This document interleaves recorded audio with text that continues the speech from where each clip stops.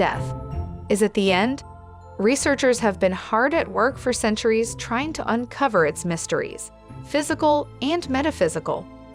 In the edition of Avatars of the Astral Worlds, we'll be looking at the possibility of returning to this plane of reality through the process of reincarnation. What is reincarnation? Reincarnation, also known as rebirth or transmigration, is the philosophical or religious concept that the non-physical essence of a living being begins a new life in a different physical form or body after biological death. Resurrection is a similar process hypothesized by some religions, in which a soul returns to life in the same body. In most beliefs involving reincarnation, the soul is seen as immortal, and the only thing that becomes perishable is the body. Upon death, the soul becomes transmigrated into a new infant or animal to live again. The term transmigration means passing the soul from one body to another after death. Reincarnation punarjanma is a central tenet of the Indian religions, such as Buddhism, Hinduism, Jainism, Sikhism, and most paganism. However, some Hindu and pagan groups do not believe in reincarnation, but in an afterlife. In various forms, it occurs as an esoteric belief in many streams of Judaism in different aspects, in some beliefs of the indigenous peoples of the Americas and some indigenous Australians. However, most believe in an afterlife or spirit world. A belief in rebirth or metempsychoses was held by Greek historical figures, such as Pythagoras, Socrates, and Plato, as well as in various modern religions. Although most denominations within Christianity and Islam do not believe that individuals reincarnate, particular groups within these religions do refer to reincarnation. These groups include the mainstream historical and contemporary followers of Cathars, Alawites, the Druze, and the Rosicrucians. The historical relations between these sects and the beliefs about reincarnation that were characteristic of Neoplatonism, Orphism, Hermeticism, Manichaeism, and Gnosticism of the Roman era, as well as the Indian religions, have been the subject of recent scholarly research. Many Europeans and North Americans have developed an interest in reincarnation in recent decades, and many contemporary works mention it. The history of reincarnation. The origins of the notion of reincarnation are obscure. Discussion of the subject appears in the philosophical traditions of India. The Greek pre-Socratics discussed reincarnation, and the Celtic Druids are also reported to have taught a doctrine of reincarnation. The concepts of the cycle of birth and death, samsara, and liberation partly derive from ascetic traditions that arose in India around the middle of the first millennium BCE. The first textual references to the idea of reincarnation appear in the Upanishads of the late Vedic period, predating the Buddha and the Mahavira. Though no direct evidence of this has been found, the tribes of the Ganges Valley or the Dravidian traditions of South India have been proposed as another early source of reincarnation beliefs. The idea of reincarnation, samsara, did not exist in the early Vedic religions. The early Vedas do not mention the doctrine of karma and rebirth, but mention the belief in an afterlife. It is in the early Upanishads, which are pre-Buddha and pre-Mahavira, that these ideas are developed and described in a general way. Detailed descriptions first appear around the mid-first millennium BCE in diverse traditions, including Buddhism, Jainism, and various schools of Hindu philosophy, each giving unique expression to the general principle. The texts of ancient Jainism that have survived into the modern era are post-Mahavira, likely from the last centuries of the first millennium BCE, and extensively mention rebirth and karma doctrines. The Jaina philosophy assumes that the soul jiva in Jainism, Atman in Hinduism, exists and is eternal, passing through cycles of transmigration and rebirth. After death, reincarnation into a new body is asserted to be instantaneous in early Jaina texts. Depending upon the accumulated karma, rebirth happens into a higher or lower bodily form, either in heaven or hell or the earthly realm. No physical form is permanent, everyone dies and reincarnates further. However, liberation of Kevalia from reincarnation is possible through removing and ending karmic accumulations to one's soul. From the early stages of Jainism, a human being was considered the highest mortal being, with the potential to achieve liberation, mainly through asceticism. The early Buddhist texts discussed rebirth as part of the doctrine of samsara. This asserts that the nature of existence is a suffering-laden cycle of life, death, and rebirth without beginning or end. Also referred to as the Wheel of Existence Bhavicakra, it is often mentioned in Buddhist texts with the term Punarpava rebirth, rebecoming. Liberation from this cycle of existence, nirvana, is the foundation and the most crucial purpose of Buddhism.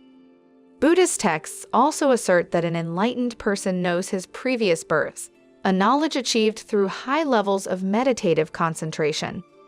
Tibetan Buddhism discusses death, bardo, an intermediate state, and rebirth in texts, such as the Tibetan Book of the Dead. While nirvana is taught as the ultimate goal in Theravadan Buddhism and is essential to Mahayana Buddhism, the vast majority of contemporary lay Buddhists focus on accumulating good karma and acquiring merit to achieve a better reincarnation in the next life. In early Buddhist traditions, samsara cosmology consisted of 5 realms through which the wheel of existence cycled. This included hell's Nuriya, hungry ghosts, pretas, animals Turiyak, humans Manusya, and gods Devas heavenly.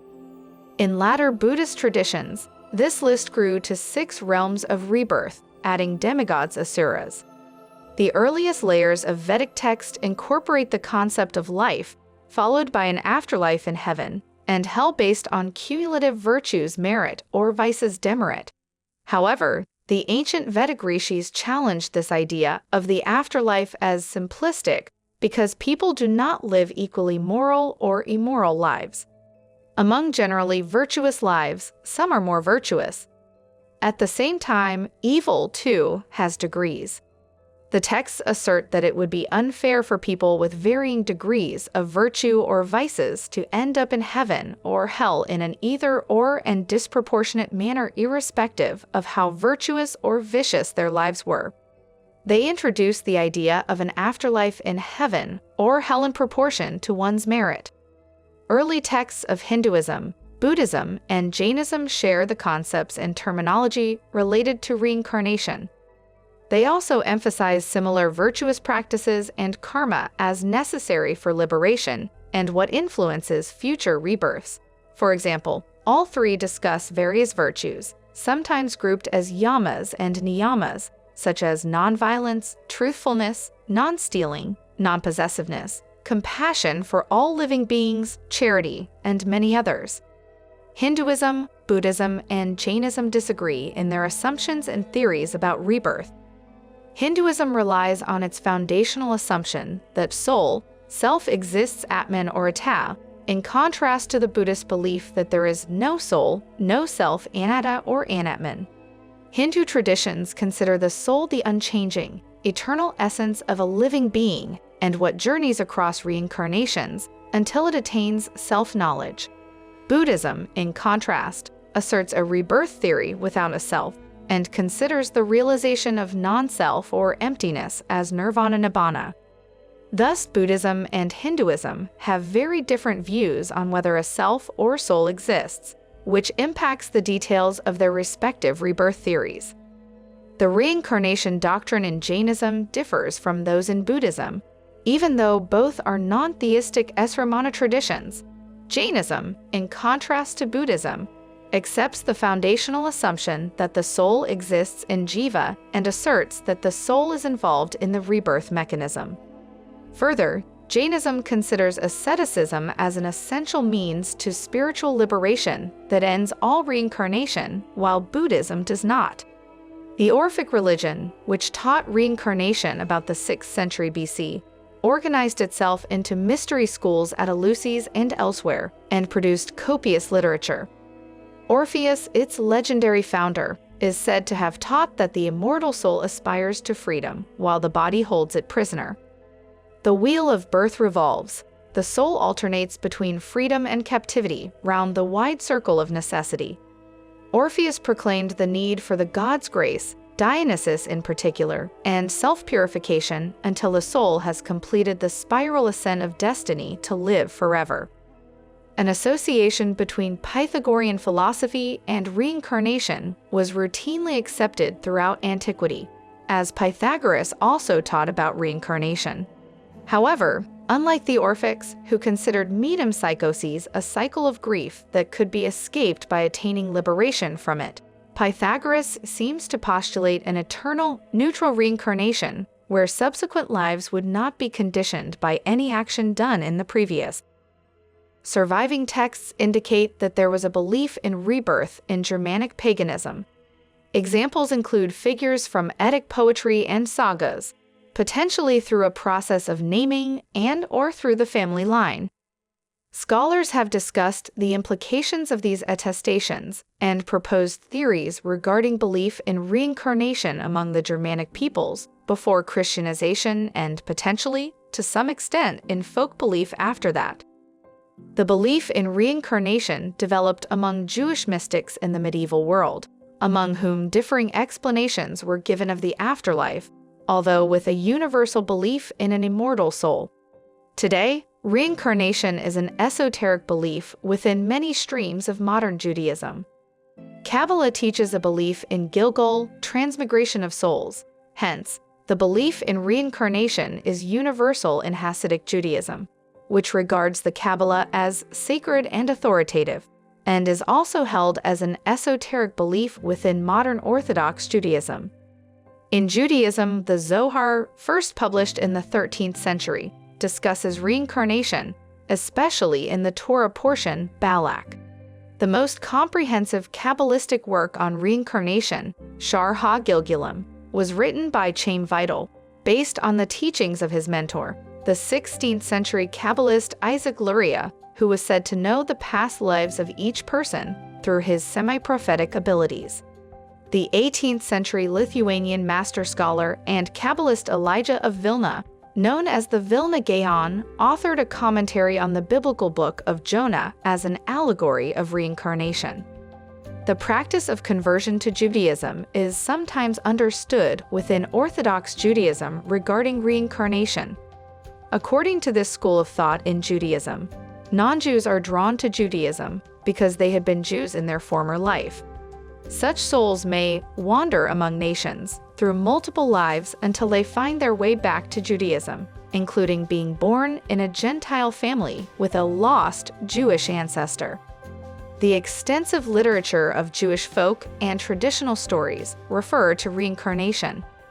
In Greco-Roman thought, the concept of metempsychoses disappeared with the rise of early Christianity, reincarnation being incompatible with the Christian core doctrine of salvation of the faithful after death.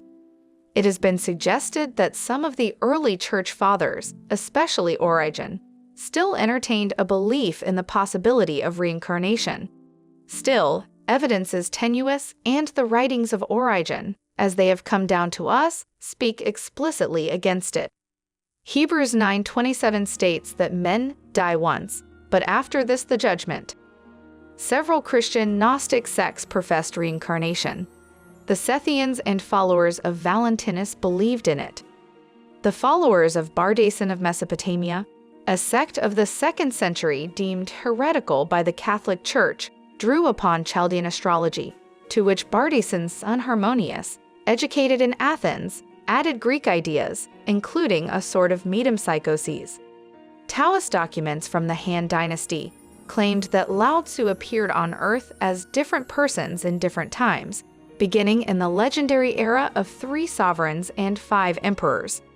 In the 3rd century BC, Chuang Tzu states, "Birth is not a beginning. Death is not an end. There is existence without limitation. There is continuity without a starting point. Existence without limitation is space. Continuity without a starting point is time. There is birth, there is death, there is issuing forth, there is entering in." Around the 11th or 12th century in Europe, Several reincarnationist movements were persecuted as heresies through the establishment of the Inquisition in the Latin West. These included the Cathar, Patarine, or Albigensian Church of Western Europe, the Paulician movement, which arose in Armenia, and the Bogomils in Bulgaria. Christian sects such as the Bogomils and the Cathars, who professed reincarnation and other Gnostic beliefs, were referred to as Manichaean, and are today sometimes described by scholars as Neo-Manichaean. As there is no known Manichaean mythology or terminology in the writings of these groups, there has been some dispute among historians as to whether these groups indeed were descendants of Manichaeism. While reincarnation has been a matter of faith in some communities from an early date, it has also frequently been argued for on principle, as Plato does when he argues that the number of souls must be finite because souls are indestructible. Benjamin Franklin held a similar view. Sometimes such convictions, as in Socrates' case, arise from a more general personal faith, at other times from anecdotal evidence, such as Plato makes Socrates' offer in the myth of During the Renaissance, translations of Plato, the Hermetica, and other works fostered a new European interest in reincarnation. Marsilio Ficino argued that Plato's references to reincarnation were intended allegorically. Shakespeare alluded to the doctrine of reincarnation. Still, authorities burned Giordano Bruno at the stake after being found guilty of heresy by the Roman Inquisition for his teachings. But the Greek philosophical works remained available and, particularly in North Europe, were discussed by groups such as the Cambridge Platonists. By the 19th century, the philosophers Schopenhauer and Nietzsche could access the Indian scriptures to discuss the doctrine of reincarnation, which recommended itself to the American transcendentalists Henry David Thoreau, Walt Whitman, and Ralph Waldo Emerson, adapted by Francis Bowen into Christian metempsychoses. By the early 20th century, interest in reincarnation had been introduced into the nascent discipline of psychology, mainly due to the influence of William James. He raised aspects of the philosophy of mind, comparative religion, the psychology of religious experience, and the nature of empiricism. James was influential in founding the American Society for Psychical Research, also known as ASPR, in New York City in 1885, 3 years after the British Society for Psychical Research SPR was inaugurated in London, leading to the systematic, critical investigation of paranormal phenomena. Famous World War II American General George Patton was a firm believer in reincarnation, believing, among other things, he was a reincarnation of the Carthaginian general Hannibal. At this time, widespread awareness of reincarnation was boosted by the Theosophical Society's dissemination of systematized and universalized Indian concepts and the influence of magical societies like the Golden Dawn. Notable personalities like Annie Besant, W.B. Yeats, and Dion Fortune made the subject almost as familiar an element of the popular culture of the West as of the East. By 1924, the subject could be satirized in popular children's books. Humorist Don Marquis created a fictional cat named Mehetable, who claimed to be a reincarnation of Queen Cleopatra. Theodore Flowerdein was among the first to study a claim of past life recall in his investigation of the medium Helene Smith, published in 1900, in which he defined the possibility of cryptomnesia in such accounts. Carl Gustav Jung, like Flowerdein, based in Switzerland, also emulated him in his thesis on a study of cryptomnesia in psychism. Later, Jung would emphasize the importance of the persistence of memory and ego in the psychological research of reincarnation. This concept of rebirth necessarily implies the continuity of personality, that one is able, at least potentially, to remember that one has lived through previous existences, and that these existences were one's own. Hypnosis, used in psychoanalysis for retrieving forgotten memories, was eventually tried as a means of studying the phenomenon of past life recall. The Theosophical Society draws much of its inspiration from India. In the Theosophical worldview, Reincarnation is the vast rhythmic process by which the soul, the part of a person which belongs to the formless non-material and timeless worlds, unfolds its spiritual powers in the world and comes to know itself. It descends from sublime, free, spiritual realms and gathers experience through its effort to express itself in the world. Afterward, there is a withdrawal from the physical plane to higher levels of reality in death, purification, and assimilation of the past life. Having cast off all instruments of personal experience, it stands again in its spiritual and formless nature, ready to begin its next rhythmic manifestation, every lifetime bringing it closer to complete self-knowledge and self-expression. However, it may attract old mental, emotional, and energetic karma patterns to form the new personality. Anthroposophy describes reincarnation from the point of view of Western philosophy and culture. The ego is believed to transmute transient soul experiences into universals that form the basis for an individuality that can endure after death.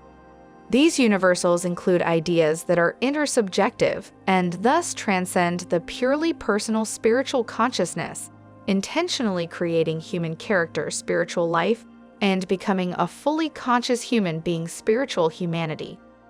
Rudolf Steiner described the general principles he believed to be operative in reincarnation, such as that one's will activity in one life forms the basis for the thinking of the following and many successive lives of various individualities. Similarly, other famous people's life stories are not primarily the result of genes, upbringing, or biographical vicissitudes. Steiner relates that a martial feudal lord held a large estate in northeastern France during the early Middle Ages. During a military campaign, this estate was captured by a rival. The previous owner had no means of retaliating and was forced to see his property lost to an enemy. He was filled with a smoldering resentment towards the propertied classes, not only for the remainder of his life in the Middle Ages, but also in a much later incarnation as Karl Marx. His rival was reborn as Friedrich Engels. Reincarnation in our modern world. Inspired by Helena Blavatsky's major works, including Isses Unveiled and The Secret Doctrine, astrologers in the early 20th century integrated the concepts of karma and reincarnation into the practice of Western astrology. Notable astrologers who advanced this development included Alan Leo, Charles E. O. Carter, Mark Edmund Jones, and Dane Rediar. A new synthesis of East and West resulted as Hindu and Buddhist concepts of reincarnation were fused with Western astrology's deep roots in Hermeticism and Neoplatonism. In the case of Rediar, this synthesis was enhanced with the addition of Jungian depth psychology. This dynamic integration of astrology, reincarnation, and depth psychology has continued into the modern era with the work of astrologers Stephen Forrest and Jeffrey Wolf Green. Their respective schools of evolutionary astrology are based on an acceptance of the fact that human beings incarnate in a succession of lifetimes. Past reincarnation, usually termed past lives, is a vital part of the principles and practices of the Church of Scientology. Scientologists believe that the human individual is a thetan, an immortal spiritual entity that has fallen into a degraded state due to past life experiences. Scientology auditing is intended to free the person of these past life traumas and recover past life memory, leading to a higher state of spiritual awareness. This idea is echoed in their highest fraternal religious order, Sea Org, whose motto is Revenimus, we come back, and whose members sign a billion-year contract as a sign of commitment to that ideal.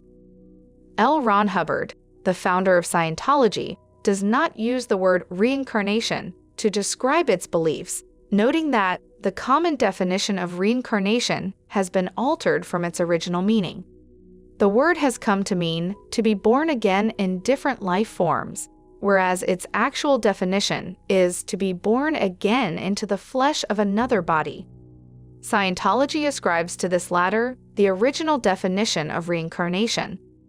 The first writings in Scientology regarding past lives date from around 1951 and slightly earlier.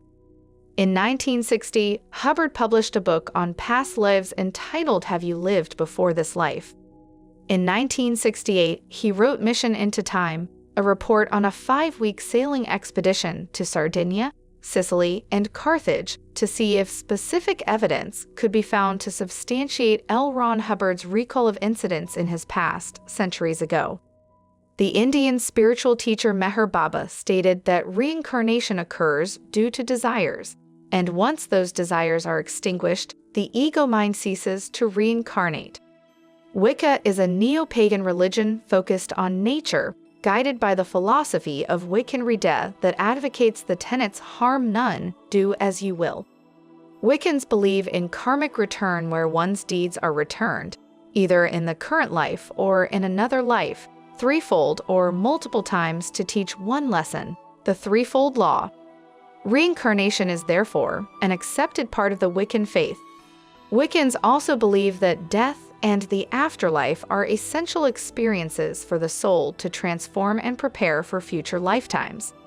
Before the late 19th century, reincarnation was a relatively rare theme in the West. In ancient Greece, the Orphic mysteries and Pythagoreans believed in various forms of reincarnation. Emanuel Swedenborg thought that we leave the physical world once, but then go through several lives in the spiritual world, a hybrid of Christian tradition and the popular view of reincarnation. More recently, many people in the West have developed an interest in and acceptance of reincarnation. Many new religious movements include reincarnation among their beliefs, such as modern neo-pagans, Spiritism, Astara, Dianetics, and Scientology. Many esoteric philosophies also have reincarnation, like Theosophy, Anthroposophy, Kabbalah, and Gnostic and esoteric Christianity, such as the works of Martinus Thompson. Demographic survey data from 1999 to 2002 shows a significant minority of people from Europe 22% and America 20% believe in the existence of life before birth and after death, leading to a physical rebirth. The belief in reincarnation is exceptionally high in the Baltic countries, with Lithuania having the highest figure for the whole of Europe, 44%.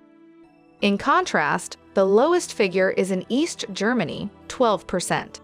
A quarter of U.S. Christians, including 10% of all born-again Christians, embrace the idea. Ian Stevenson reported that the belief in reincarnation is held with detailed variations by adherents of almost all major religions except Christianity and Islam. In addition, between 20 and 30% of persons in Western countries who may be nominal Christians also believe in reincarnation. According to Dr. Brian Weiss, in 1980, one of his patients, Catherine, began discussing past life experiences under hypnosis. Weiss did not believe in reincarnation at the time, but after confirming elements of Catherine's stories through public records, came convinced of the survival of a component of the human personality after death. Weiss claims he has regressed more than 4,000 patients since 1980. Neil Donald Walsh, an American author of the series Conversations with God, says his books are not channeled, but rather that God inspires them and that they can help a person relate to God from a modern perspective. Claims that he has reincarnated more than 600 times.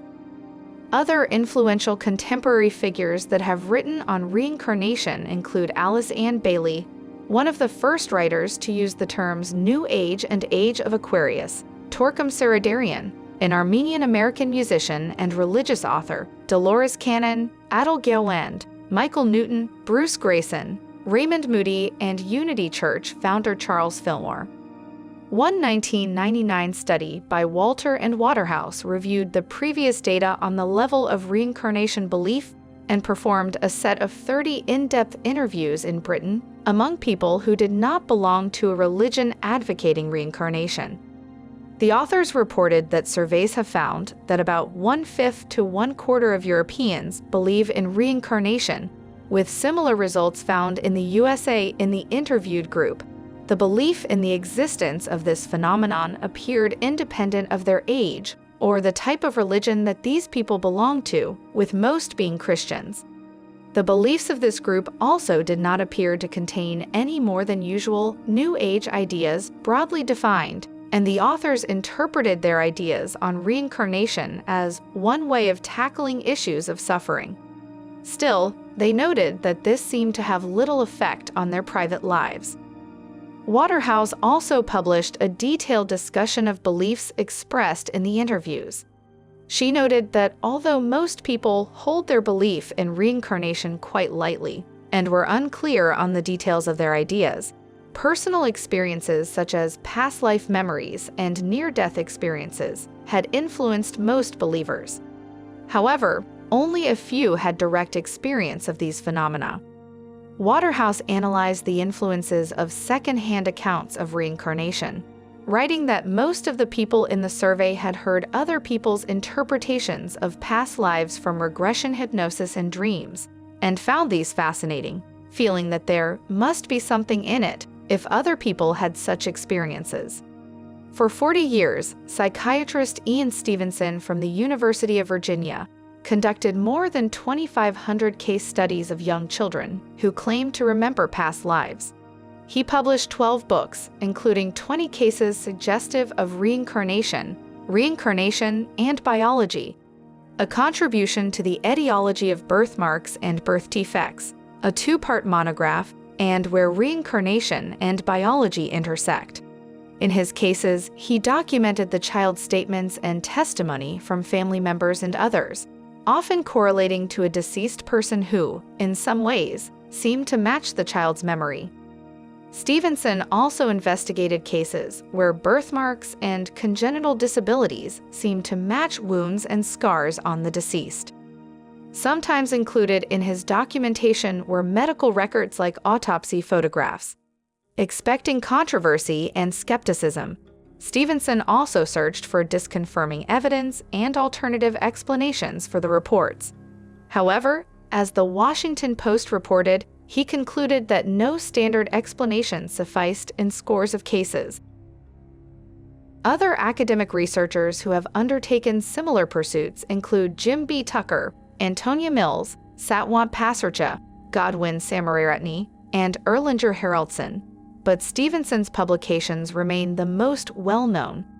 Stevenson's work in this regard was impressive enough to Carl Sagan that he referred to what were Stevenson's investigations in his book, The Demon-Haunted World, as an example of carefully collected empirical data. Though he rejected reincarnation as a parsimonious explanation for the stories, he wrote that the phenomenon of alleged past life memories should be further researched. Sam Harris cited Stevenson's works in his book The End of Faith as part of a body of data that seems to attest to the reality of psychic phenomena but only relied on subjective personal experience. Some research suggests that past life memories may be formed by false memories or may be hoaxes. Some scholars consider retrieving past life memory techniques, such as past life regression, a pseudoscience. Skepticism and reincarnation. Skeptic Carl Sagan asked the Dalai Lama what he would do if a fundamental tenet of his religion, reincarnation, were definitively disproved by science. The Dalai Lama answered, "If science can disprove reincarnation, Tibetan Buddhism would abandon reincarnation, but it's going to be mighty hard to disprove reincarnation." Sagan considered claims of memories of past lives worthy of research, although he considered reincarnation to be an unlikely explanation for these. Critics of Stevenson's work include Paul Edwards, who criticized the accounts of reincarnation as being purely anecdotal and cherry-picked. Edwards says such stories are attributable to selective thinking, suggestion, and false memories resulting from the family's or researchers' belief systems, and thus cannot be counted as empirical evidence. The philosopher Keith Augustine wrote in a critique that the vast majority of Stevenson's cases come from countries where a religious belief in reincarnation is strong and rarely elsewhere, seems to indicate that cultural conditioning, rather than reincarnation, generates claims of spontaneous past life memories. Further, Ian Wilson pointed out that many of Stevenson's cases consisted of poor children remembering wealthy lives or belonging to a higher caste. In these societies, claims of reincarnation are sometimes used as schemes to obtain money from the richer families of alleged former incarnations. Stevenson later published a book of cases from a cultural area where belief in reincarnation is not mainstream, European cases of the reincarnation type. Even still, Robert Baker asserted that all the past life experiences investigated by Stevenson and other parapsychologists are understandable regarding known psychological factors, including a mixture of cryptomnesia and confabulation. Edwards also objected that reincarnation invokes assumptions that are inconsistent with modern science. As the vast majority of people do not remember previous lives and there is no empirically documented mechanism that allows personality to survive death and travel to another body, positing the existence of reincarnation is subject to the principle that extraordinary claims require extraordinary evidence. Researchers such as Stevenson acknowledged these limitations. Stevenson also claimed a handful of cases suggested xenoglossy evidence, including 2 where a subject under hypnosis allegedly conversed with people speaking the foreign language instead of merely being able to recite foreign words. Sarah Thomason, a linguist and skeptical researcher at the University of Michigan, reanalyzed these cases, concluding that the linguistic evidence is too weak to provide support for the claims of xenoglossy.